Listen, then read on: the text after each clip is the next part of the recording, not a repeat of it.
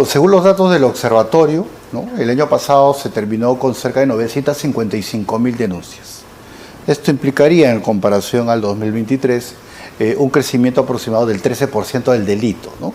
Y de acuerdo a la data, esto afectó en promedio a cerca de 14 millones de peruanos, lo que quiere decir que cerca del 44% de la población ha sido afectada por el delito. Esa es la tasa de crecimiento, que viene a ser pues un crecimiento del 500% en los últimos 20 años del delito, desde el 2004 hasta la fecha. ¿Y qué datos tenemos sobre el número de homicidios y la tasa a la que hemos llegado? Miren, si en este momento, al día de hoy, la tasa promedio está en 5.5 homicidios por día. Eso era antes, ¿no? No, hoy 5.5. Si hacemos por día. Por día.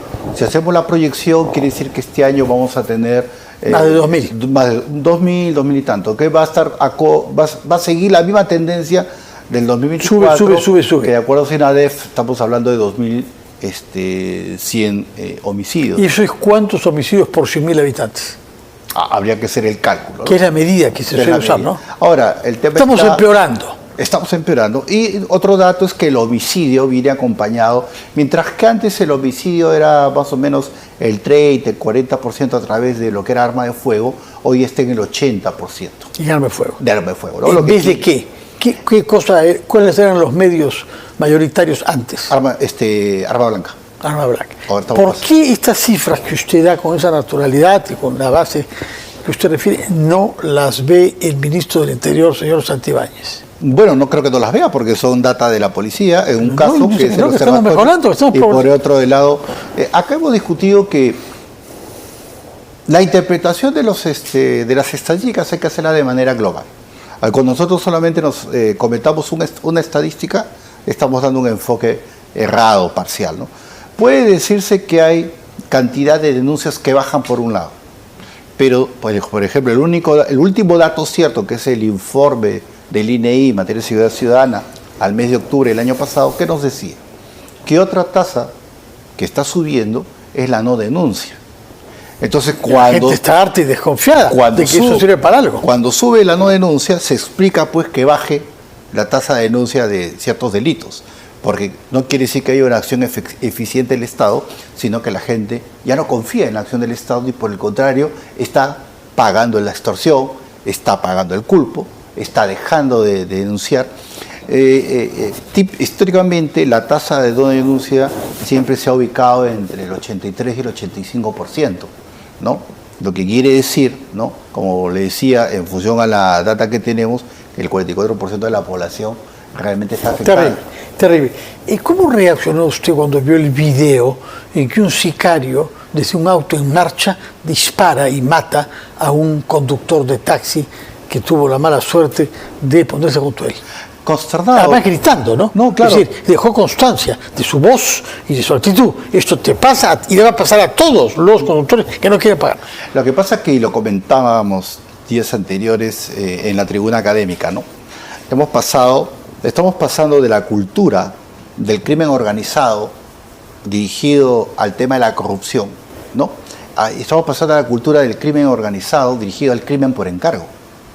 Y este crimen por encargo, dado con este tema del fenómeno de las redes, ¿no?, ya el crimen por encargo acompañado de la exhibición, que incluso forma parte de la venta del producto, ¿no? El sicario pone el video en redes. Se marketea, ¿no?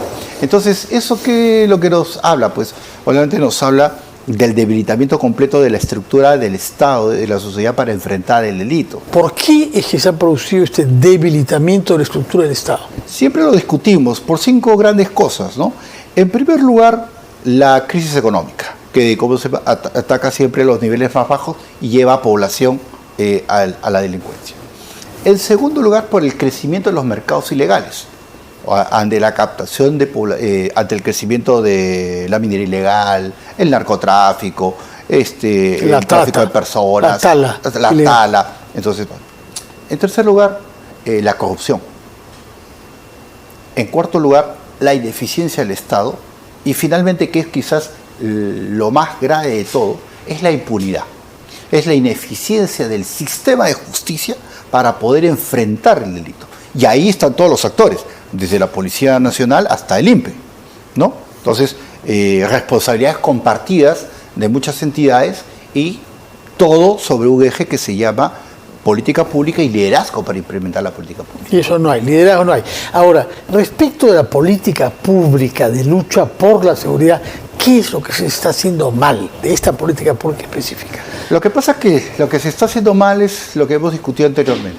Es el cambio de la doctrina. No tenemos doctrina para luchar con el delito. Mientras que el delincuente tiene una doctrina, o sea, va, te busca corromper, te amenaza y si finalmente no te puede convencer, te mata. Nosotros vivimos en los últimos 20 años con un marco doctrinario de lo que se conoce como el modelo garantista de equilibrio de derechos que funciona para un Estado, vamos a decir, donde el delito es pues de ratería, digamos. Pero no para los niveles de crimen organizado que tenemos hoy por hoy, porque no hay, el Estado ha perdido capacidad, ha perdido dientes, ha perdido capacidad de acción frente al delito. ¿Por qué? ¿Por qué? Porque el modelo garantista lo que ha hecho en los últimos 20 años ha debilitado la capacidad del Estado de accionar. Por ejemplo, ¿a qué se refiere usted? Por ejemplo, puntualmente, lo que son las reglas de enfrentamiento. Las reglas de enfrentamiento tanto para la Policía Nacional como de las Fuerzas Armadas para intervenir en la acción del Estado. ¿Qué dicen los manuales de reglas de enfrentamiento? El clásico, ¿no? O sea, voz de alto, ¿no? Disparo al aire, disparo que pueda inutilizar y finalmente si eres ya sobrepasado y conectado, disparo de defensa. ¿Qué dice el manual? Que tienes que tener protección y ropa para antipuñaladas. Eso no hay. Y además dice que debes de proteger no solamente el delincuente, sino que tienes que proteger al delincuente de la violencia de Estado.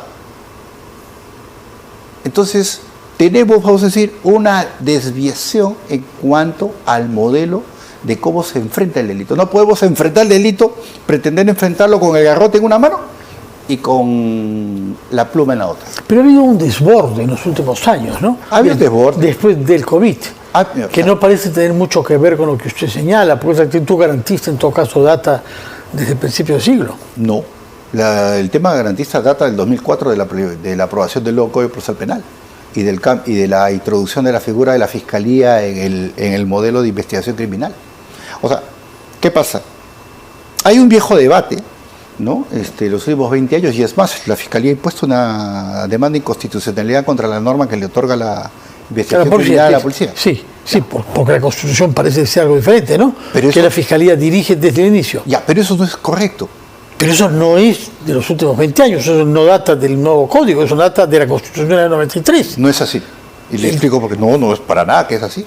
No es así. A ver. Mire, a ver, si nosotros leemos el diario de debates de la Constitución del 93, vamos a encontrar así claramente que cuando se discuten las facultades del Ministerio Público, se discuten en función a las reglas del Código Procesal Penal del 93 que recién se acaba de aprobar. ¿Cuál es el tema ahí? La inclusión del rol del fiscal dentro de la investigación para supervigilar que la investigación criminal ocurra de acuerdo a la ley. De acuerdo a la ley. ¿Para qué? Para protección del ciudadano. No dice en ningún lado que la Fiscalía tenía que hacer la investigación criminal. Por el contrario, en el mismo diario de debates, con respecto al artículo que le otorga funciones a la policía, en la última fórmula se agrega que la policía está a cargo de la investigación. Pero entonces, ¿por qué el artículo de la Constitución que define eso dice claramente la acción penal es dirigida desde el inicio por la Fiscalía? Dirigida jurídicamente para verificar que no se... Eso está interpretando usted. Pero no se interpreta. Dirige. Por supuesto que no tiene capacidades técnicas que son propias de la policía, pero la dirección es jurídica. ¿Qué es lo que ha pasado en los últimos 20 años? Desde la implementación del nuevo Código Procesal Penal, la Fiscalía interviene en la investigación criminal. ¿Cuál ha sido el efecto, quizás no deseado, pero real? Hemos perdido capacidad de investigación criminal en los últimos 20 años. Para que no nos gane el tiempo, ¿usted cree que es a causa del Código Procesal Penal que tenemos este auge de la criminalidad en el Perú? Uno de los grandes elementos es ese. Uno de los grandes. ¿Los otros? Bueno, el otro que, como hemos señalado, es temas de crisis económica, falta de liderazgo en la implementación de las políticas, pérdida de capacidad de la policía en cuanto a lo que es capacidad técnica, equipamiento. Nosotros estamos hoy por hoy queriendo combatir el delito del siglo XXI con herramientas del siglo XX. O sea, eso es plano ahí siempre nos va a ganar el delito porque tiene mucha más rapidez, mucho más ¿Usted cree logística que el Congreso ha aprobado leyes que favorecen a la delincuencia y la criminalidad? ¿Han debilitado la lucha contra la criminalidad? Sí, pero ¿sabe qué es lo más grave? Que no hay no hay una lógica global para cambiar el tema. Y este tema, yo espero que el próximo gobierno, a partir del 28 de julio del 2026, venga con los proyectos de ley en la mano y los presente ese día en el Congreso de la República para llevar a cabo las 3 grandes reformas que hay que hacer en estos momentos. A ver. Puntualmente, Ministerio Público, Poder Judicial y Policía Nacional. En varios elementos que hay que discutir, pero mientras que siga habiendo impunidad, nada de lo que ¿Por qué hay impunidad? A ver, ¿cuál es el gran problema de la impunidad? A ver, cuando nosotros tenemos una alcaldesa, por ejemplo, que confiesa en Televisión Nacional que se ha corrompido y no está presa.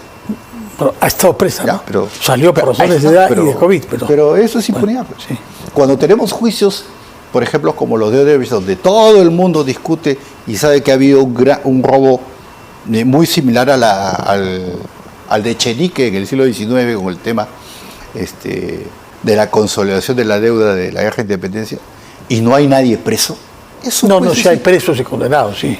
Pero No, sí, veamos la lista. Hay un expresidente preso, ¿no? Y condenado. ¿Que robó solo? No, bueno. Eso es impunidad. Entonces, y a eso agreguémosle el segundo nivel. Cuando el ministerio, se detiene bandas, salen liberados al día siguiente. Pues eso es impunidad, pues.